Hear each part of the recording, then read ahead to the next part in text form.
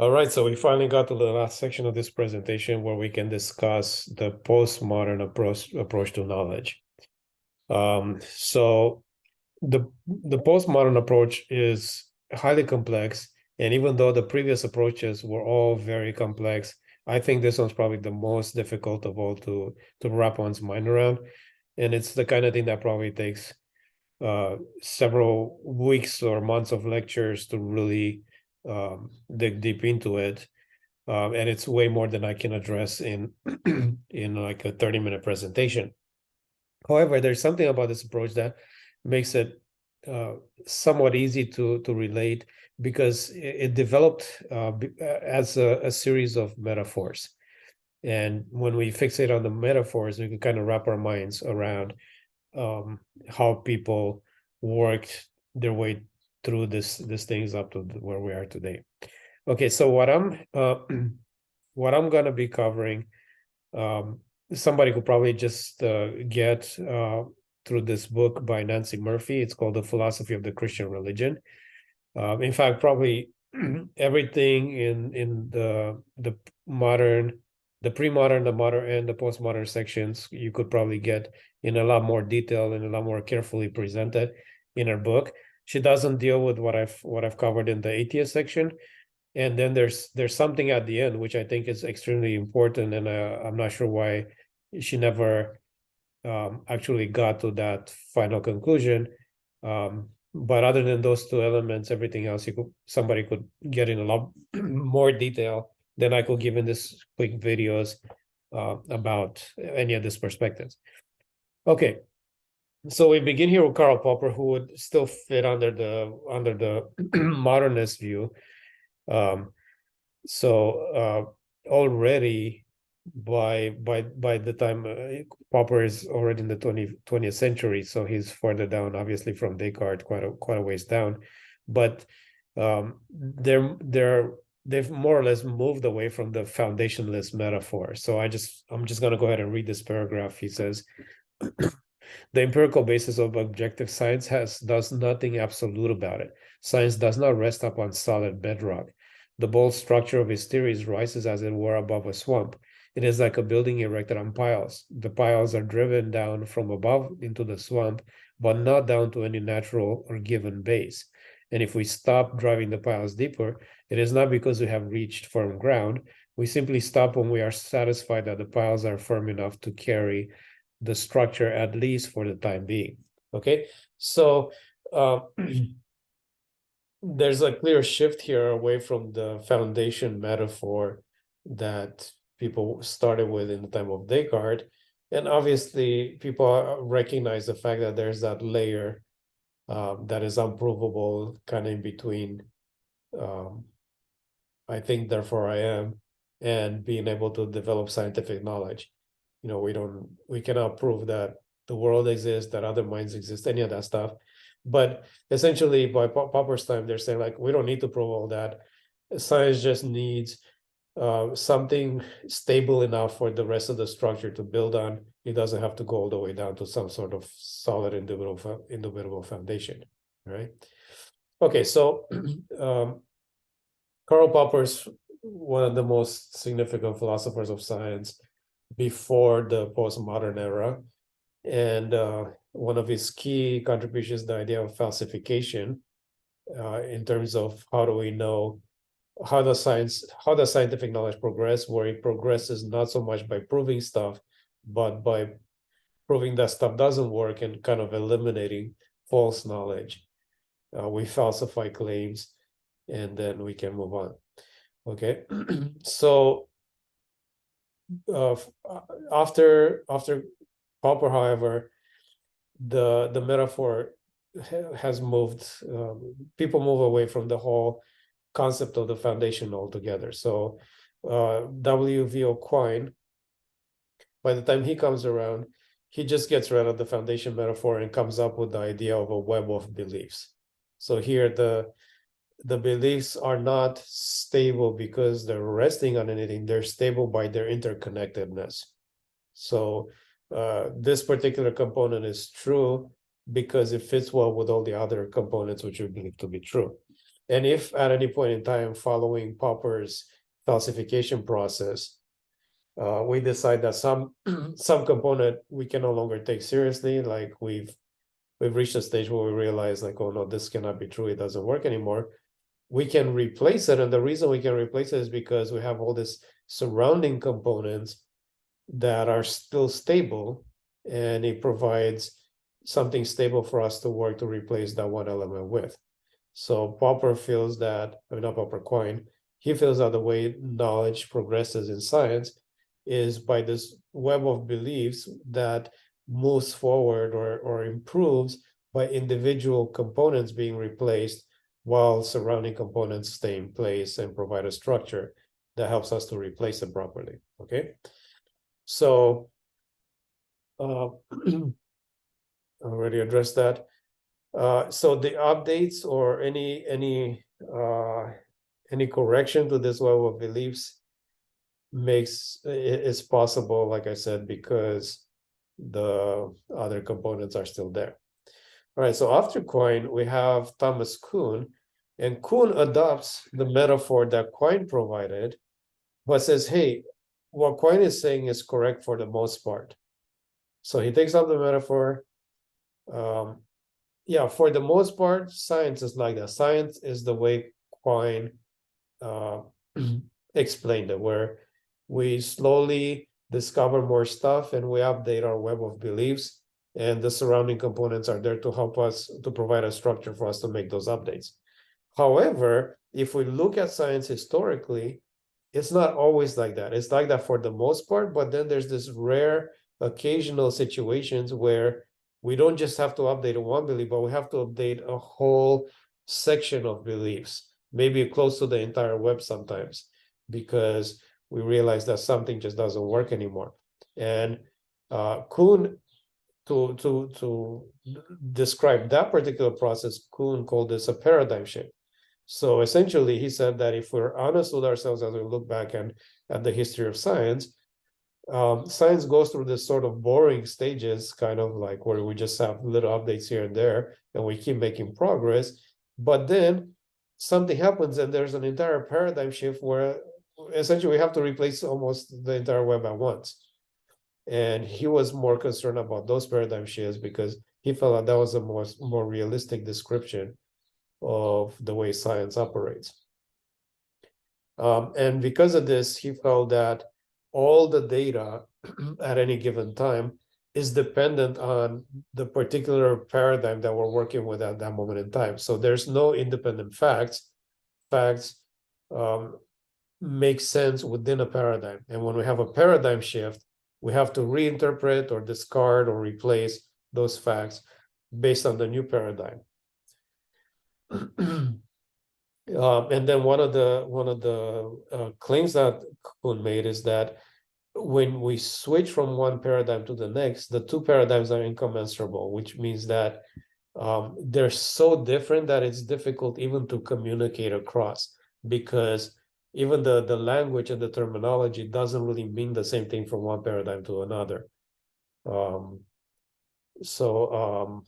Like, for example, the word matter probably means something very different to a modern scientist than it meant to somebody that lived a few hundred years ago, because there was a very different framework of understanding of reality around that word. All right. Okay, so then after Thomas Kuhn created a massive upstir within the realm of the philosophy of science. And there was a lot of controversy and a lot of opposition, but he was also extremely influential. And after him, one of the issues with Kuhn's proposal was that it seemed to create kind of a relativistic sense to science, and to say, well, how do we trust anything? Because what if we have another paradigm shift? How do we know anything about what the things we think we know about reality? So then Lakatos comes around and says, well, paradigms don't have to be so incommensurable that they cannot coexist. Like it seemed that the way that Kuhn was presenting it was that the way that we shift from one paradigm to another is that the previous generations of scientists die off, and people will adopt the new paradigm and move on from there, kind of thing. But he said, look, paradigms don't have to be so distant from each other that they cannot coexist. In fact, you could have multiple paradigms functioning at once, and then we can compare those paradigms based on how well they explain the data that they're working with. So the analogy or the metaphor that Lakatos introduced was the metaphor of competing research programs. So you could have multiple research programs running at the same time. And if let's say there's two different research programs here competing for acting as competing explanation for some body of data, over time it will appear that one research program is progressive while the other one is degenerating. However, the person or the individuals that are working on the degenerating program might choose to stick with it because it's possible that over time they might discover something that will actually make this one more progressive. And as long as they're willing to agree that at that moment in time their program is degenerating, and they don't try to come up with kind of what's the word, ad hoc explanations for why things are not working out and trying to justify it, but recognize like, no, at this point in time this is degenerating, this one seems to be more progressive, but we're going to stick with this one because we think maybe over time it might still have a chance. Then that's fine, and people can work at the same time, as as long as they're honest about where the research program is at. So the problem with Lakatos's thing, however, was that and this is a mistake, you should say Lakatos. The problem with this is that how do we know if different research programs can shift over time? So one seems progressive today, but maybe tomorrow the other one is more progressive. How do we know which one to go with? So there was a bit of confusion here.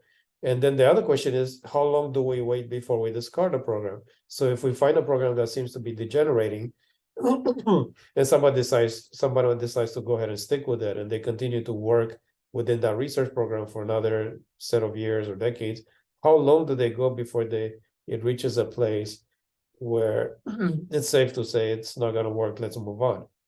And these were not answers that Lakatos was able to provide. However, McIntyre comes on the scene, and he gives this additional contribution here, where he says the theory that can explain its rival's successes and acknowledge failures in a way that the rival cannot is not only more progressive, but it's progressive in a sense that we can actually count on that, and in other words, it gives it an additional level of credibility that Lakatos was not providing earlier, to make it seem like there's a way to differentiate between competing points of view. So in other words, you could have a research program and you recognize that there's problems with your program, but you don't know why. Like, you cannot explain why things are not working out the way you expect them to. But this other research program looks at your problems as to say, within my paradigm, I actually have an explanation that explains why you're failing here and here, and why you were successful in this other areas. So if that's the case, if this other research program is able to address the issues of the competition the way that the competition cannot do in reverse, then that means this one is definitely superior, and we can give it our attention at this moment in time. All right, so this is how far Nancy Murphy has taken this, and according to her book, the Philosophy of Christian Theology that I mentioned earlier, Nancy looks at this and says, okay, all these are developments in the philosophy of science, but they apply just as well to theology. And not just this, but it is only now when we take all these components together at this moment in time, after all these contributions, have developed this sort of robust epistemic mechanism.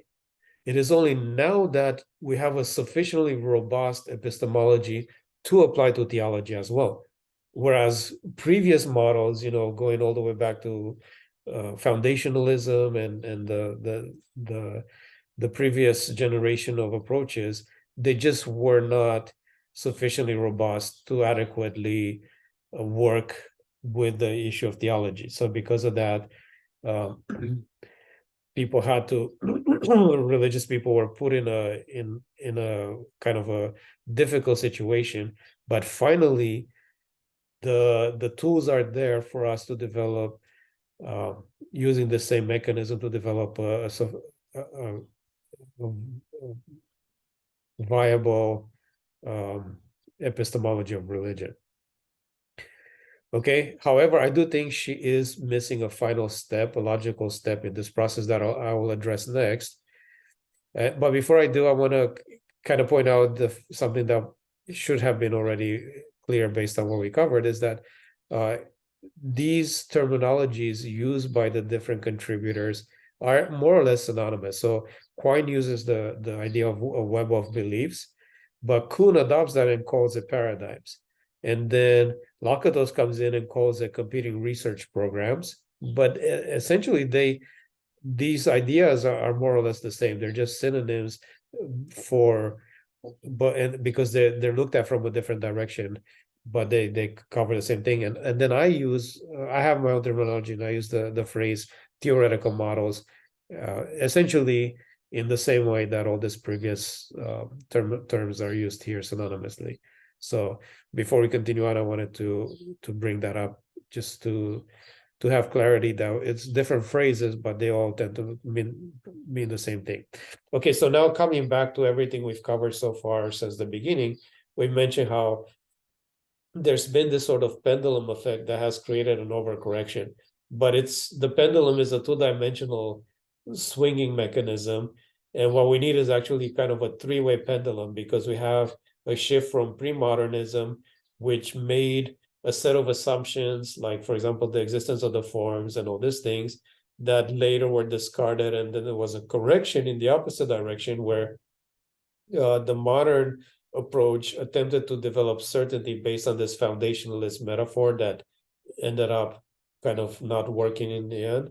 And when both of these two approaches collapsed, or at least they seemed at least to some portion of the population not to be viable anymore, there was another reaction, which is to say, okay, there is no way to know anything, so I guess anything goes. Anybody's opinion is as good as the next. So we have a swing to relativism, which is something that postmodernism has been used, like the term postmodernism has been applied to that. But we've kind of tried to reclaim this term for something different. And then, so what I'm saying now is that this presentation here, the process outlined by Nancy Murphy, where we go from Quine to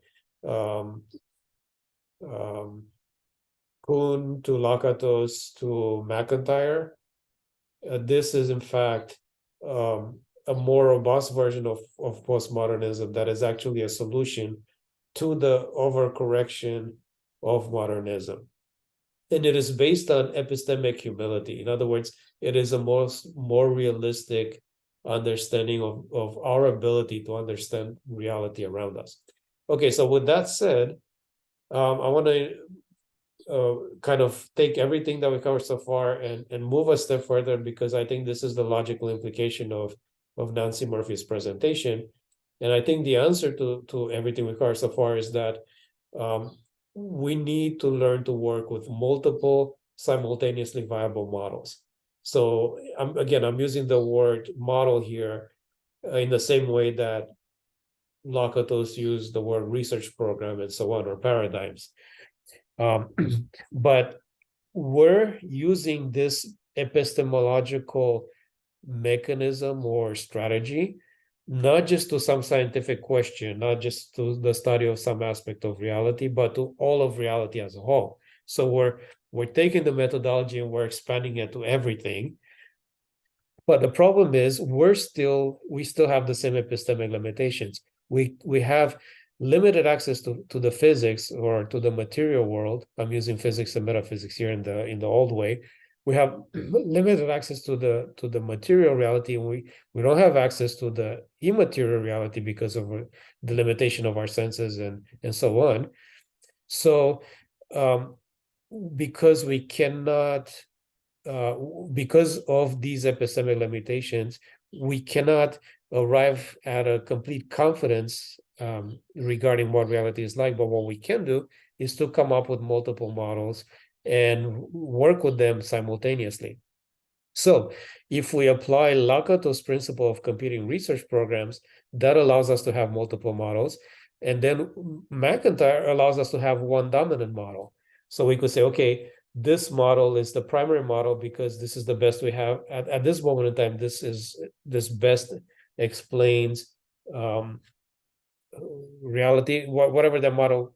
I'm not identifying that at this time, but within this approach, we could pick one model and say, okay, this is the primary or dominant model, but all the other models there's other models that are respectable as well, which implies that there has to be some kind of threshold of viability, because there's some models that just we cannot consider anymore. They're no longer viable. So kind of like when we talked about Lakatos, with some models are progressive, some are degenerating.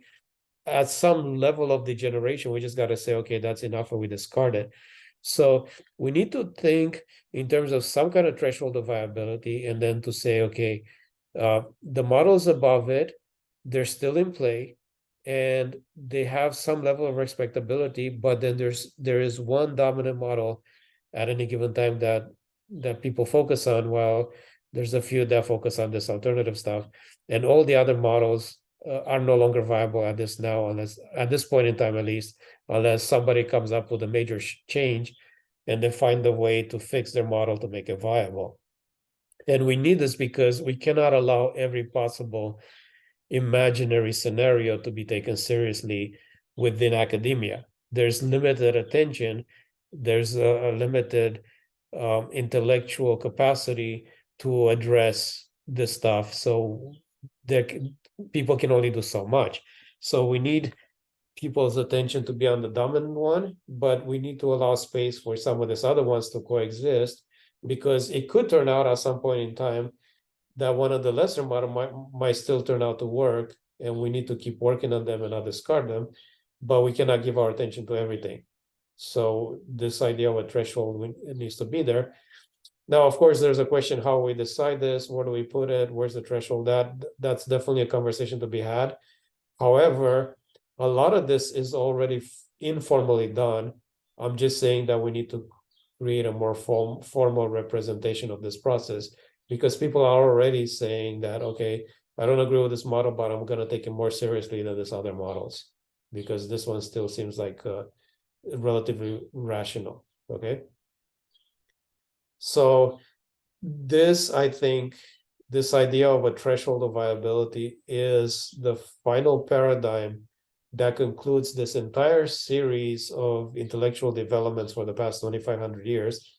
And I believe this is as far as humanity can go because of our epistemic limitations. We don't have access to metaphysics. We have limited access to the physical world. And unfortunately, that's probably going to be the case for the foreseeable future. So this is probably the best we can have to work with for some time to go. So anyway, within this paradigm, if we consider if we consider any of these worldviews, in the pre-modern world, the worldview that people function in always kind of had supremacy over the science. So we try to adapt the things we saw within empirical reality to fit within the people's worldview. In the modern world, the science had dominance over worldview. So essentially, if your worldview didn't line up with science, you should discard it, or else you are no longer considered a rational human being. within this postmodern era, these two things are probably a lot more on the same level, where there's this kind of a back and forth, a dialectic between the two, an interaction between the two, because um, depending on which worldview you're coming from, it affects how science, how accurate science could be in certain situations, like I described before. So, in a worldview, for example, where the supernatural exists, there are situations where scientific experiments will give false positive or false negatives because it lacks the capacity to interact with anything supernatural. So within the postmodern worldview, the postmodern paradigm, these two components need to be better aligned, and there needs to be some interaction, and that dialogue back and forth between them needs to be allowed within the the public academic sphere.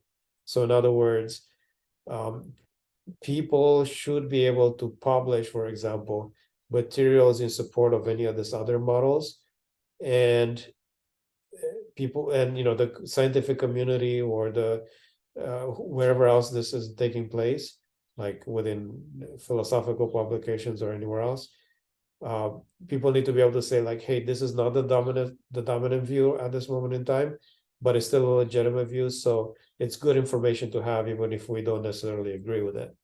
And there needs to be some level of respectability afforded to some of these other models, so that they can continue to do their research and develop, or even to falsify themselves and come down below the threshold of viability, so we can discard them and move on.